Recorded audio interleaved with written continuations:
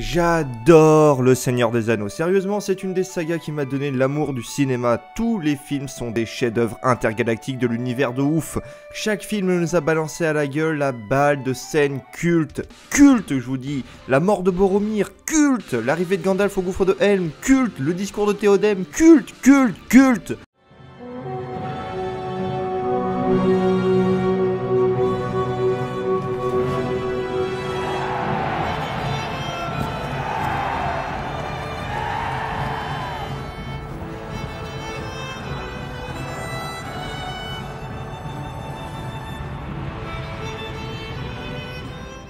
Mais est-ce que vous savez que la saga de Jackson n'est pas la seule adaptation des romans de Tolkien?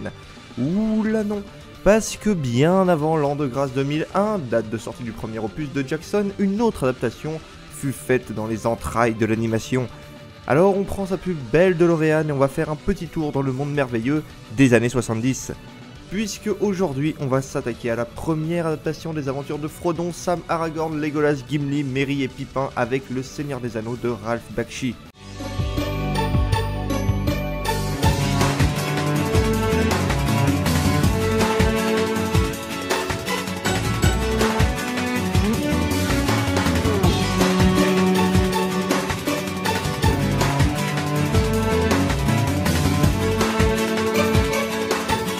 Alors, Ralph Bakshi, ça vous dit peut-être rien, mais pourtant je suis sûr que vous avez déjà vu le travail de ce mec au moins une fois. Et pour les moins chanceux d'entre vous, vous avez peut-être même dû le subir. Je parle bien évidemment de...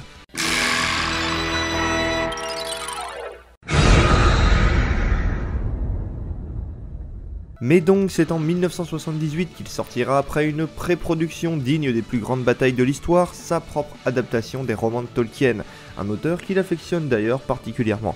Alors je vais pas vous faire l'affront de vous présenter l'histoire du film parce que je pense que tout le monde la connaît. D'autant que l'histoire de ce film suit globalement celle que l'on a déjà pu voir dans les films de Jackson. Au lieu de ça, je vais plutôt commencer directement par vous exposer les premières grosses particularités de ce film. Alors déjà, ce que l'on peut voir, c'est que l'animation est tout à fait étrange. Et pour cause, vous avez sous les yeux l'un des tout premiers films à utiliser la technique de la rotoscopie. Je vous avais déjà expliqué ce que c'est dans une précédente vidéo, mais pour ceux qui l'ignorent, je fais un petit rappel. La rotoscopie est une technique qui consiste à prendre les mouvements d'un acteur en prise de vue réelle, puis de redessiner par-dessus, puis d'incruster le résultat dans des décors de votre choix. Alors cette technique a de nombreux avantages, mais aussi, selon moi, quelques défauts. Déjà, au niveau des avantages, elle permet de réduire drastiquement les coûts de production.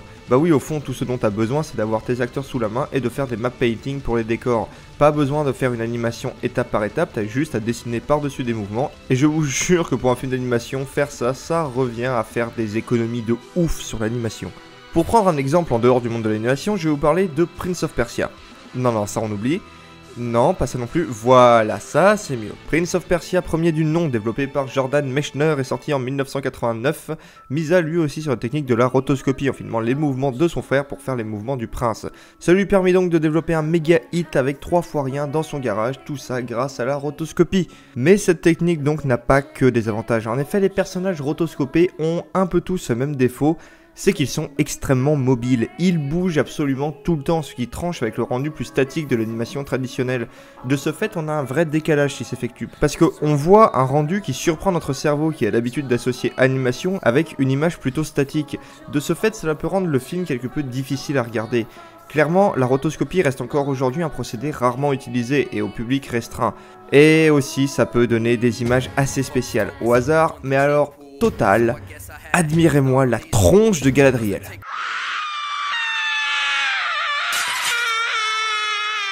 Mais au-delà de son parti pris visuel, le film raconte aussi l'histoire de la Terre du Milieu d'une manière différente que celle qu'aura Peter Jackson. En effet, le film s'arrête grosso modo à la fin des 2 tours de Jackson et le fait au bout de 2 heures. Alors autant dire que le film, des fois, il rush sa mère pour boucler son histoire. L'action est toujours en mouvement, et si ça peut paraître une qualité dit comme ça, je vous jure qu'au bout d'un moment, on en vient à prier que les personnages fassent une pause pour prendre le temps de développer leurs relations. Parce que c'est bien là le drame de ce film, les personnages ne sont pas développés une seule seconde. Par exemple, Legolas et Gimli, à ce niveau-là, c'est plus des figurants que des personnages. Big up à Gimli, qui je crois n'a que 2 ou 3 répliques de tout le film. Du coup, on ne peut pas s'attacher à eux. Même la mort de Boromir est rushée en quelques secondes. Et le pire du pire, c'est qu'on en vient presque à en avoir rien à péter de sa mort. Le personnage nous est présenté durant tout le film sans aucune subtilité comme un sombre connard durant les quelques pauvres répliques qu'il a durant le film. Et d'ailleurs, mais c'est quoi ce design ? Alors, je vais pas mentir, j'ai jamais lu les bouquins, mais je pense pas que Boromir ressemble à ça dans les livres.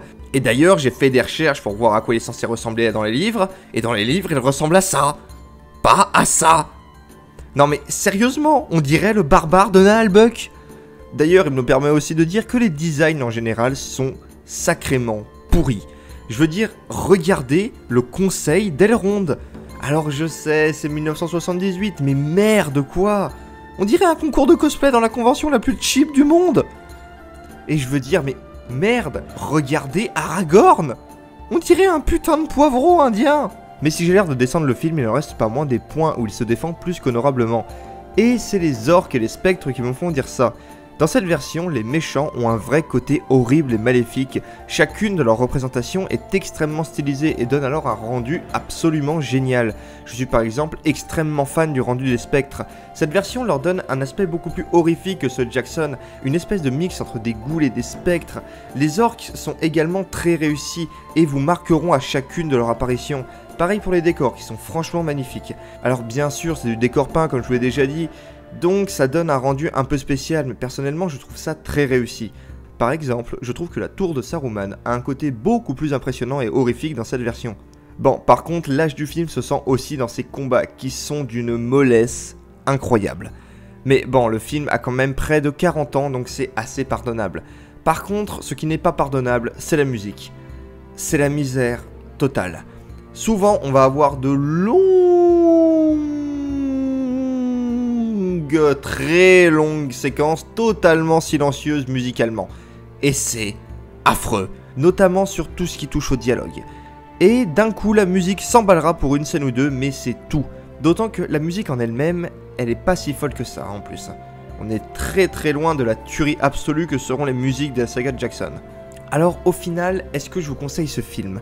Eh bah oui et non. C'est un film très intéressant, avec une très forte valeur historique, que ce soit pour son sujet ou son animation. Mais c'est également un film qui est devenu extrêmement dur à regarder. Je vais pas vous mentir, le film a mal vieilli, voire extrêmement mal vieilli sur certains points. Je conseillerais donc plus aux fans hardcore de Seigneur des Anneaux, ou à ceux qui se sentent les tripes de se faire 2 heures d'un film vieux de 40 ans. Mais bon, à côté soyons honnêtes, il reste des choses à tirer de ce film. Regardez Peter Jackson, il a lui-même admis que le film de Bakshi l'avait inspiré pour faire sa propre version. Alors ok, il est vieux tout ça, mais on lui doit quand même une des meilleures sagas du cinéma. Et moi je dis que rien que pour ça, ça mérite bien une petite attention de votre part, même si vous tenez pas jusqu'au bout. Quant à moi je vous dis à bientôt, et salut!